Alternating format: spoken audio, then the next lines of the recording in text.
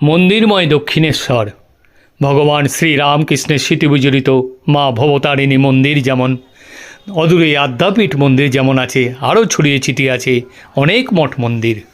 তার মধ্যেই নবনির্মিত কাঠিয়া বাবা আশ্রমটি অন্যতম। গত 2017 সালে ভিত্তিপ্রস্তর হয়ে গত বছর অর্থাৎ 2025-এর 25শে অক্টোবর দ্বার উদ্ঘাটন হয়েছে কাঠিয়া বাবা আশ্রম। গঙ্গার ধারে অতি মনোরম পরিবেশে ভগবান শ্রীকৃষ্ণের বাল্যলীলা, রাসলীলা থেকে আরম্ভ করেই মহাভারতের কিছু কাহিনী সমস্ত কিছু তুলে ধরা আছে এই কাঠিয়া বাবা আশ্রমে। কাঠিয়া বাবার মূল আশ্রম বৃন্দাবনে, এছাড়া ছড়িয়ে ছিটিয়ে সারা বিশ্বব্যাপী আশ্রম। তার মধ্যেই নবনির্মিত 57তম কাঠিয়া বাবার হাতে তৈরি এই আশ্রমটি। দক্ষিণেশ্বর স্টেশন থেকে মাত্র 10 টাকা শেয়ার টোটোতে আসা যায় এই আশ্রমে। এই আশ্রমেরই এক ভক্তের কাছে এই আশ্রমের ইতিবৃত্তান্ত শুনলাম। আপনি যখন উপরে যাবেন দেখবেন আমাদের 57তম গুরু পরম্পরার ছবি রয়েছে। উপরে বলতে এইখান দিয়ে আমাদের মন্দিরের উপরে যাবেন। আচ্ছা, এই মন্দিরের এই মন্দিরের 57তম ছবি আছে। এখন যে পরিচালক সে এখন বৃন্দাবনে আছে। এই যে বৃন্দাবনে যে কাঠিয়া বাবা আশ্রম বলে, হ্যাঁ, আচ্ছা, গুরুকুল রোডে হ্যাঁ হ্যাঁ, কাঠিয়া বাবা আশ্রম, সেখানে উনি এখন আছেন। আমাদের সারা পৃথিবীর মধ্যে আশ্রম আছে, সব জায়গায় আছে। হ্যাঁ, সোদপুরে আছে, সোদপুরে আছে। হ্যাঁ, 57তম বর্তমানে। উনি মানে নাম কাঠিয়া বাবা নাম দিয়ে চলবে। হ্যাঁ, কাঠিয়া বাবা শুরু থেকে আজ অব্দি। কাঠিয়া বাবা আশ্রম। এটা হচ্ছে নতুন বৃন্দাবন তৈরি, নববৃন্দাবন। আচ্ছা, নববৃন্দাবন। বৃন্দাবনে গেলে সব পৃথক পৃথক ভাবে দেখা যায়, আর এখানে একসঙ্গেই একসঙ্গে সব দেখায়। একটা ওখানে যে বাবাজিরা, সব এক জায়গায় নিয়ে ওখানে যে বাবাজিরা আছে ওই বাবাজিদের ওই যে দেখা যাচ্ছে তিনজন। হ্যাঁ, রামদাস কাঠিয়া বাবা, সন্তোষ এই ভানঞ্জা দাস কাঠিয়া বাবা। আপনাদের ভিক্ষার দানে। আচ্ছা আচ্ছা, আপনাদের সমস্ত দানেই তো আমাদের ভক্তদের ভিক্ষায় বা দানে হয়েছে। আপনাদের দানেতে মন্দির। 2017 শুরু হয়ে 25, 8 বছর লেগেছে, প্রচুর টাকা খরচ। মানে অত্যন্ত সুন্দর হয়েছে। সুন্দর বললে ছোট করে বলা হবে, আমি বলবো না, আপনি বলবেন। সুন্দর বললে ছোট করে বলা হবে, এত সুন্দর কলকাতার বুকে এটা ভাবা যায় না। আরো সবচেয়ে সুন্দর হচ্ছে প্রকৃতি, মা গঙ্গার তীরে। আপনি যে বলছেন সুন্দর হচ্ছে, বাড়ি গিয়ে আরো 10 জনকে বলতে, সেটাই সবচেয়ে বেশি প্রচার হবে। আপনি এই আশ্রমেই থাকেন? আমি এই আশ্রমে থাকি না, পাশে থাকি। আশ্রমেরই আমি, আশ্রমেই আমি সেবক। সেবক। পাশেই দক্ষিণেশ্বর আর গঙ্গা, তার পাশে দারুণ, এক কথায় বলা যাবে মানে অনবদ্য। মন্দির পাড়া বলতে আরও আছে নাকি বাইরে? হ্যাঁ হ্যাঁ, পরপর। হ্যাঁ, আদ্যাপীঠ ঘুরে এসেছি আমরা। দক্ষিণেশ্বর তো প্রসাদ পেয়েছি আজকে। হ্যাঁ, কারণ মন্দির পাড়া এলাকাটায় মন্দির পাড়া সুন্দর। ঠাকুর রামকৃষ্ণের লীলাভূমি একদম। এখানে যে রাস্তা দিয়ে আপনি এলেন, রামকৃষ্ণদেব হেঁটে পাটবাড়িতে গিয়ে পুজো করে। হ্যাঁ, কোথায়? এই সামনে পাটবাড়ি। সেখানকারই এক ভক্তের মুখে শোনা গেল।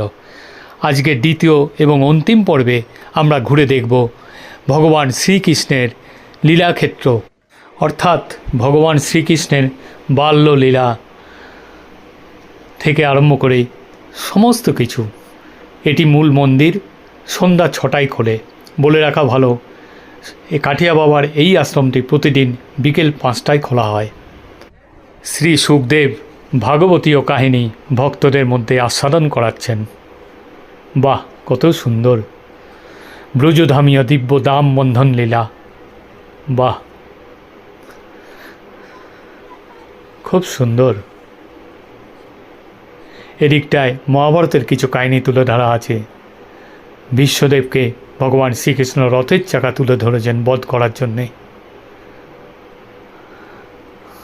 ভগবানের 10 অবতার, পরশুরাম অবতার, বামন অবতার, নরসিংহদেব অবতার,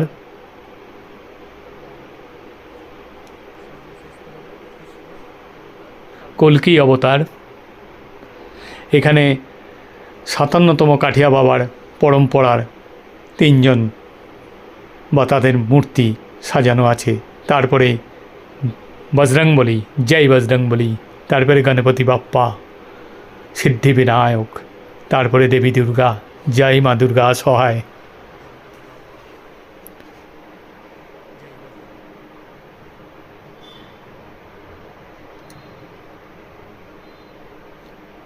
খুব সুন্দরভাবে সমস্ত কিছু সাজানো আছে।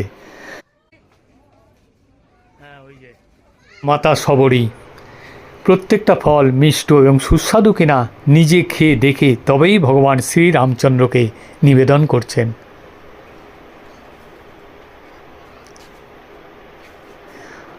অহল্যার পাষাণ উদ্ধার,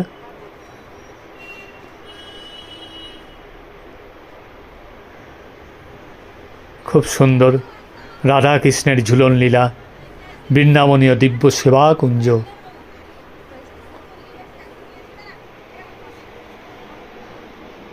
জয় শ্রী রাধা কৃষ্ণ জিউ জয় তু। মাখন চুরি,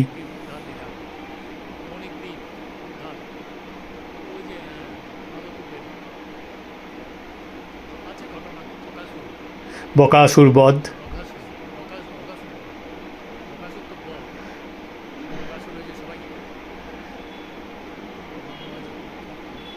শ্রী ব্রহ্মাজির সঙ্গে ভগবান শ্রীকৃষ্ণ,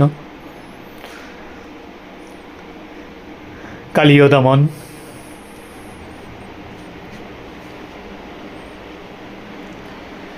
ভগবান শ্রীকৃষ্ণের গোপিনীদের বস্ত্রহরণ লীলা।